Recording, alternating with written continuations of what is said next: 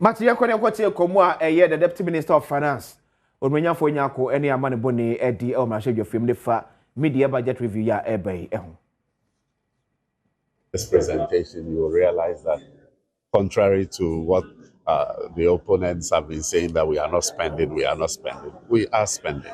And so you hear details about it. We hear there's going to be an increase in statutory charges and fees. Is that the case? You see, the Fees and Charges Act requires the Finance Minister to come to Parliament every year, to review fees and charges. For about 3 years now, there haven't been a review of some of the fees and charges. In fact, the previous administration laid the amendment to the Fees and Charges Act in the 8th Parliament, but it did not make the required number of days sitting for it to pass into law. And so when this new administration came, we decided that instead of relaying the exact thing that they brought, we should look at it holistically and bring it. So that is exactly what we are doing, and it is nothing new. So there wouldn't be increase in any new tax? Well, road tolls are being implemented, you see, and then the Narcotics Control Board is also introducing some fees for the cannabis thing that we've been talking about. And so these are some of the things that you see in there. Briefly, let's talk about the argument was that we're okay with the revenue situation. We're even making some cuts and all the rest. And now this summer argument that it's been no. You see, we use the cumulative inflation factor. You will agree with me that if fees are fixed 3 years ago with inflation rate as high as it was and as low as we are trying to bring it, you need to adjust it almost every year so that you maintain the value of the fees that you are charging. And so it is basically taking into consideration the inflation factor. At the end of this presentation, you will realize that It's the Odmanya Fourth of Asnyako, Deputy Minister of Finance. And it's a Keba, the road to issue. So it is one of the avenues that you can't see. No, now for Nipa will bring one. I say, yes, now Bampen for raising issues about the meager amount of the member. I say, Tia, and about to so Nana. From Queen first, why you raising revenue? Oh, you dream. Send a beya. A bind the beer tonko so and quamon on enquantibusia. Ne make a chuchly dear fungu on my eso. And he comes as a dreadful moony munyana moa. Entry at all. Modern West was say, Samunian, be you a mwama, then penfoit me abomoso, abaji tuana. O me daze, we crowd enye yima. She said the medical kind. I was say Ghana Revenue Authority Timi Tenasi. Na ohunu say 1 cedi. Okay. Eye nadi. Okay. It is a meton wache. Ewa abontim. Na afini nyina wo say oh, wo de agea ma Ghana Revenue 60 cedis. Okay. Ya chemu miensa amount. Quarter bia wo de 20 cedis. Okay. Escafon. That's what you folk room doors. Ghana revenue 4%. Ye ba ye timi bo to 30 million, to 40 million.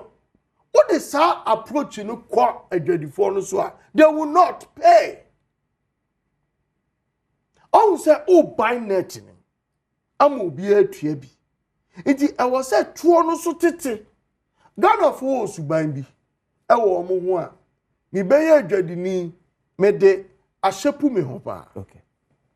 Obeta de no na ade ne ye 1 cedi a. Eno koni vema. Onya di tuaka.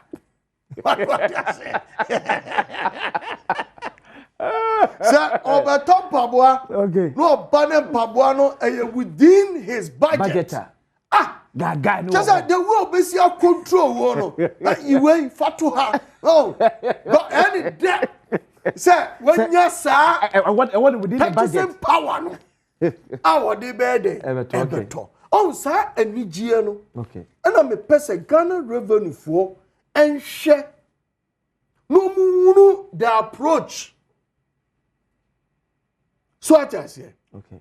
A choir, a big kind, you be mobilizing informal sector. Okay. Let's say one night, yen shed down fat penny paper to almost say, you say the Padudo say, what had me according to the friend.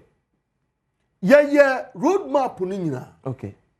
Editor, say, a banyi friend, you better on faso. Because a bambia or per se, or revenue target echo internal IGF no a team develop biano systems and structures. Okay. Chroma Africa no. So per se u develop isa and niamana. Ya won niama e was a bino edigu akwem. Okay. Enye sika sembia. Na mom wo IT for ya na obekam together. Any telcos ya na obekam ube put them together to do this. Sector say about betimi trace you obukra say because people are cast over table and no table see ya. Ochabeko no ni ho. He can be traced. How? Me fan tuja because esa no musisi yan. Yan ya dwene sa niema we ni betre TV so ka na consultants na fa. Omo na akọ school no atwere no wa no odi akoto omo anim no agiska boom. Na so ya dwadifo. Okay, so fine. Granted, move on to Jam. Munim the number of traders in Ghana. Yani, say, Omuma acquire. Yanu Omunina come together to build a 24% of Ghana. Hey, Ghana half of your population. Yes, 24. So almost about 10 to 15 million. Now they had you go Ghana Revenue Authority, I know a chief collector, or we are no bedroom. Obedija. GR phone. The last pension life. Jim. Oh, you already it tells you. Say a sector. I was say omuni a team up together. You're ready for no more new.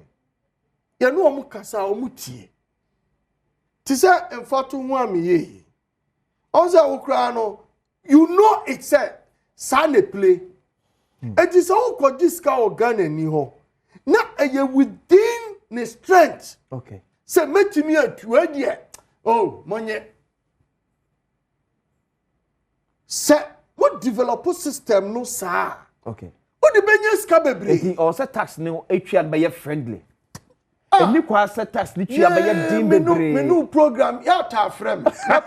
Na mama. And was a 22 and by a dimbebre. Ya no mu ye meeting. Emma me catch omo say. GRF way. Munye jimu sika no with love. With love. Omanti ase. Ya won fa fantamre manasa de. Ebi na me kire. Okay. When a Ghanaian is ready to pay, now within his strength, onu you. Kikokra na me dey free me so tete me.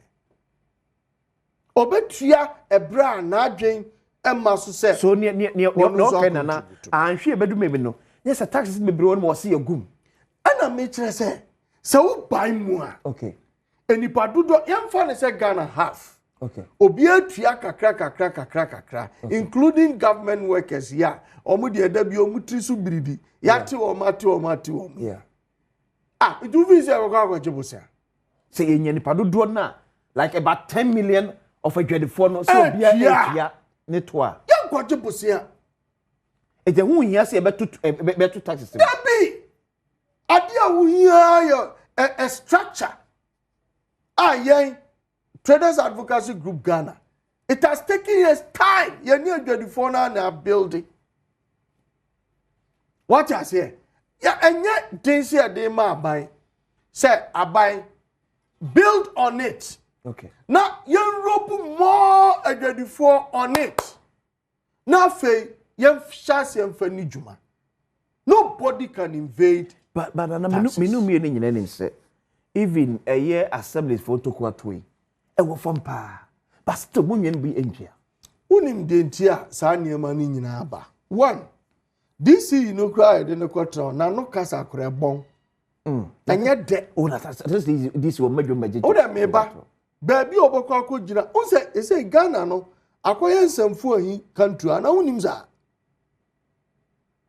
hwe wano kasa kra so wo ka na wanka ne ye amanipa na anye convince na ne bu afu ne tirim yai akandifo no yensua kasa yensua kwa ye befa so a ye be interpret government interest in them. Okay.